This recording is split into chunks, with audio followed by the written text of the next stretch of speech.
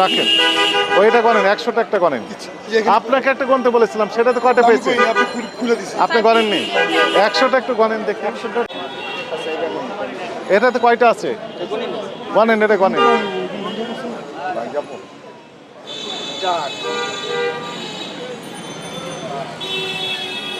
50টাতে কয়টা কম?